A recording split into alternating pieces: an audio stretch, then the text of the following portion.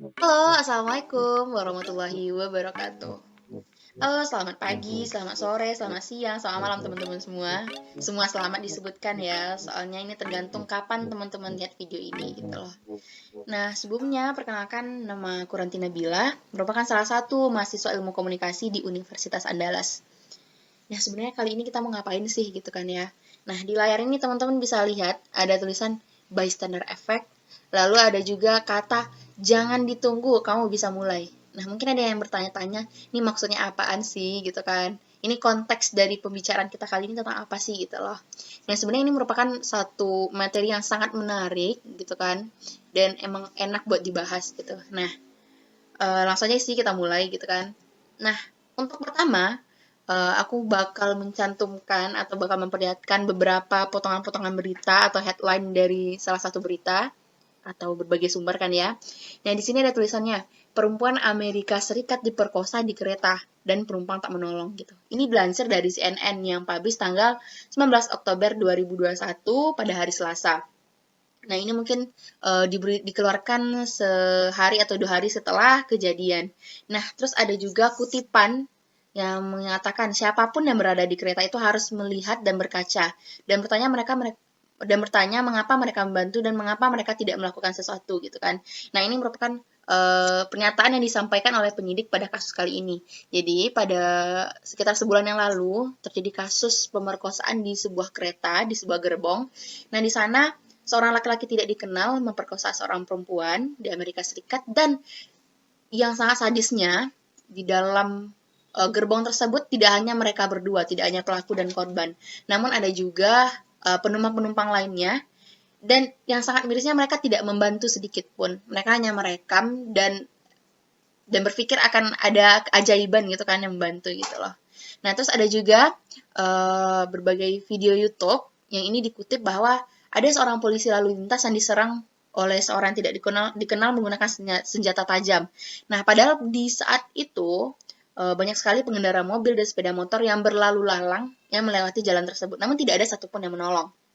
Nah, terus ada juga pada tahun 1964 terjadi kasus pembunuhan yang terjadi pada Kitty Genovese, orang warga Queens, New York City.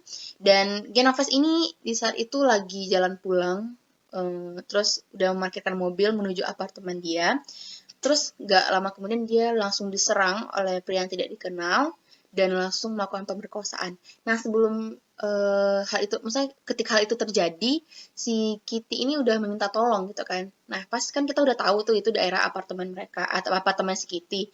Nah, ternyata berdasarkan penyelidikan, ada kurang lebih 13 orang yang mendengarkan permintaan tolong si Kitty gitu, tapi tidak ada satupun yang membantu gitu. Secara logikanya kan Kitty ini orang sekitar, terus dia minta bantuan gitu. Nah, pasti kita pikir orang-orang bakal bantu, tapi ternyata tidak gitu loh. Nah, situasi inilah yang disebut dengan bystander effect. Dan sebenarnya apa sih bystander effect itu? Bystander effect merupakan suatu fenomena psikologis di mana ada seseorang yang sedang membutuhkan pertolongan, sedang membutuhkan bantuan, namun ternyata tidak ada satupun yang membantu gitu loh. Padahal di sekitar mereka tuh banyak sekali orang gitu. Nah, mengapa hal ini terjadi? Hal ini terjadi karena orang-orang secara psikologisnya mereka berpikir bahwa akan ada orang lain yang membantu mereka. Dan ketika semua orang yang berada pada lokasi tersebut berpikiran seperti itu, nah jadi tidak ada yang membantunya gitu loh. Jadi misalkan kita kembalikan lagi ke kasus si Kitty, yang berdasarkan penyelidikan ada 13 orang yang mendengar permintaan tolong Kitty. Namun ke-13 orang tersebut tidak membantu karena mereka berpikir akan ada orang lain yang membantu. Orang pertama akan merasa orang kedua akan membantu, orang kedua merasa orang ketiga akan membantu, dan seterusnya hingga orang ke-12 merasa orang pertama akan membantu gitu loh. Atau orang ke-13 gitu. Jadi seperti itulah circle atau siklus dari pemikiran orang-orang yang mengalami bystander effect itu gitu loh. Nah, jadi bystander effect ini akan menjadikan orang-orang tuh tidak bergerak sama sekali gitu. Jadi ketika mereka contohnya kita melihat kecelakaan, udah menepi kan ya, kita udah menepi, udah matiin motor, tapi kita tidak melakukan apa-apa karena kita merasa oh pengendara lain bakal membantu dan endingnya kita bakal jadi saksi atau bakal melihat kejadian tersebut gitu loh. Nah, lalu sebenarnya apa sih what cause make people bystander effect gitu? Jadi apa yang menyebabkan orang-orang itu menjadikan mereka timbul bystander effect? Nah, ternyata di samping tadi orang-orang berpikiran mereka orang lain akan membantu, ada berbagai faktor juga yang menjadikan bystander effect ini muncul gitu. Nah, yang pertama seperti yang dijelaskan bahwa orang-orang itu merasa orang lain akan membantu gitu loh. Jadi ketika kita melihat suatu kejadian yang tidak mengenakan, kita berada pada lokasi tersebut, kita merasa bahwa akan ada orang di sekitar kita juga yang akan membantu orang tersebut gitu. Dan alhasil ketika semua orang berpikiran sama, tidak ada satupun yang membantu gitu loh.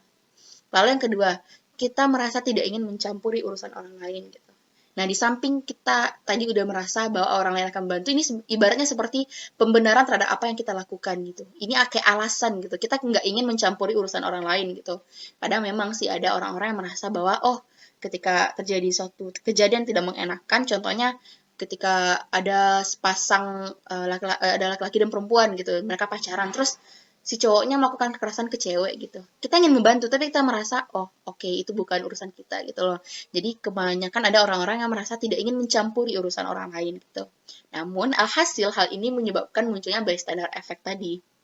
Lalu yang ketiga, takut untuk membantu gitu loh.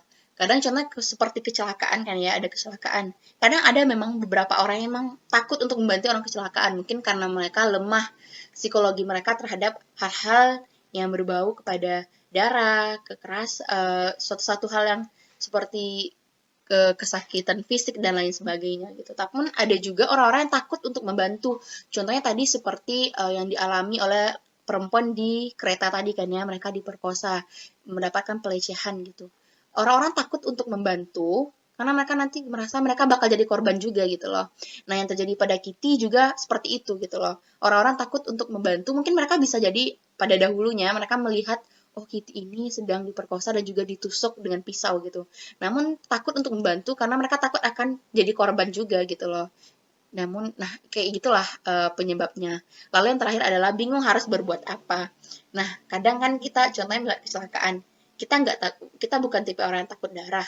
Kita bukan orang yang merasa tidak ingin ikut campur urusan orang lain. Padahal kayak kecelakaan kan bukan memikirkan urusan orang lain kan ya gitu. Nah, tapi kita bingung harus berbuat apa gitu loh.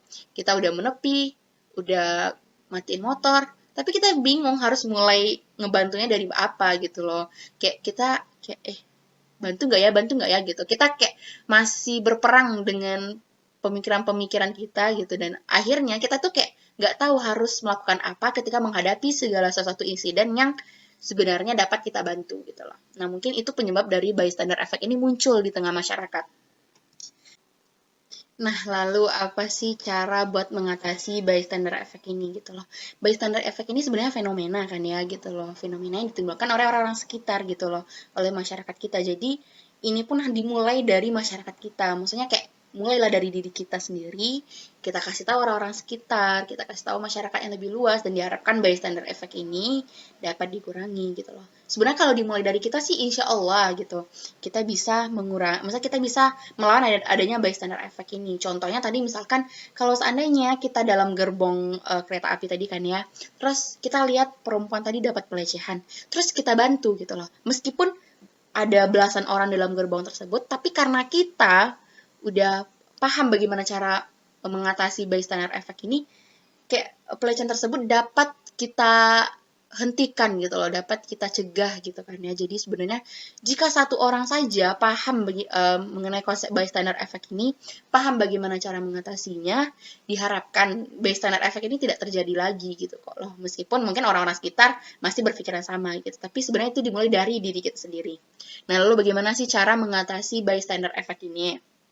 Nah, ada berbagai langkah yang dapat kita gunakan atau kita lakukan dalam mengatasi bystander effect. Yang pertama adalah berani untuk memulai gitu loh. Sebenarnya kita itu dihadapkan pada keraguan gitu. Berani kayak kita tuh nggak punya keberanian untuk memulai, kita nggak punya keberanian untuk membantu gitu. Sebenarnya banyak sekali orang-orang yang mau membantu gitu, tapi mereka nggak punya keberanian untuk mulai adanya kayak bantuan tersebut gitu loh. Kita nggak mau menunjukkan aksi kita gitu loh. Nah, hal ini diakibatkan karena malu kadang. Jadi kayak kita nggak boleh malu gitu. Kadang ada orang-orang yang ya emang malu buat ngebantu gitu. Kadang nggak tahu kenapa misalkan kita ketemu bapak-bapak atau seorang disabilitas. Dia mau nyebrang jalan kan ya.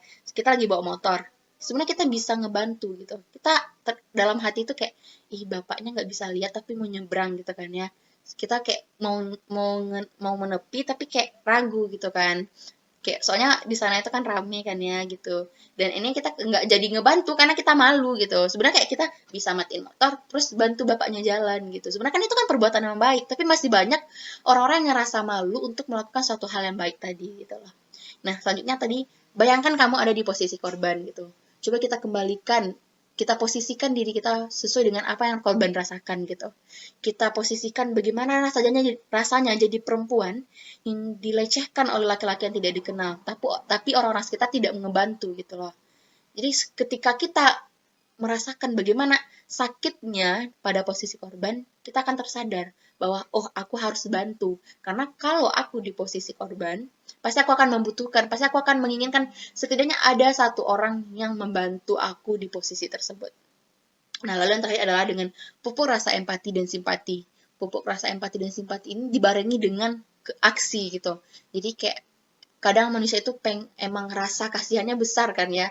Kayak lihat bapak-bapak kayak lihat bapak-bapak yang kayak lagi bawa motor tapi lagi oleng gitu, mungkin kayak lagi sakit atau gimana, kayak sebenarnya kita kasihan kan ya, ih nanti bapaknya jatuh atau gimana gitu, tapi kayak kita kayaknya yang lain masih ada yang bantu gitu. Coba kalau seandainya kita memupuk rasa empati dan simpati kita, pasti akan dibarengi dengan adanya aksi tadi. Nah, mungkin gitulah teman-teman bagaimana cara kita mengatasi bystander effect tadi gitu loh. Hal itu dimulai dari diri kita sendiri. Ketika kita berani untuk memulai, maka orang-orang akan berani gitu loh. Kadang kayak orang itu malu untuk berani, tunggu orang lain deh, tunggu orang lain deh gitu. Kayak contohnya kayak maju di depan presentasi. Kayak ada nggak yang mau jawab pertanyaan ini, atau ada nggak yang mau nanya gini-gini. Sebenarnya kita ada gitu kan ya, tapi kita malu, tunggu yang lain. Dan endingnya semua orang nunggu yang lain, nggak ada satupun yang mau menjawab ataupun mau menambahkan gitu loh. Dan seperti itulah bagaimana analoginya gitu. Nah, satu hal yang dapat kita pelajari dari bystander effect ini adalah kebanyakan manusia itu mau membantu, tapi mereka itu malu untuk berbuat, mereka itu takut untuk bertindak, dan mereka itu enggan untuk beranjak gitu loh. Nah, oleh sebab itu, marilah kita mulai dari diri kita sendiri. Marilah kita mulai bertindak, kita menunjukkan aksi kita ketika kita melihat suatu ketidakadilan, ketika kita melihat satu situasi yang tidak mengenakan, itu tuh dapat dimulai dari diri kita sendiri. Kita dapat menunjukkan aksi kita, sehingga ketika kita berani, meskipun kita sendirian, orang-orang sekitar akan membantu gitu. Manusia itu tidak sejahat itu loh teman-teman gitu. Masih banyak manusia-manusia baik di luar sana gitu loh. Mungkin sekian sih yang dapat saya sampaikan pada kesempatan kali ini. Terima kasih atas segala perhatiannya. Semoga ada banyak sekali nilai yang dapat kita ambil dari penyampaian saya kali ini. Dan semoga kita menjadi orang-orang yang dapat saling membantu dan dapat saling meringankan beban satu sama lain. Sekian yang dapat saya sampaikan. Terima kasih. Assalamualaikum warahmatullahi wabarakatuh.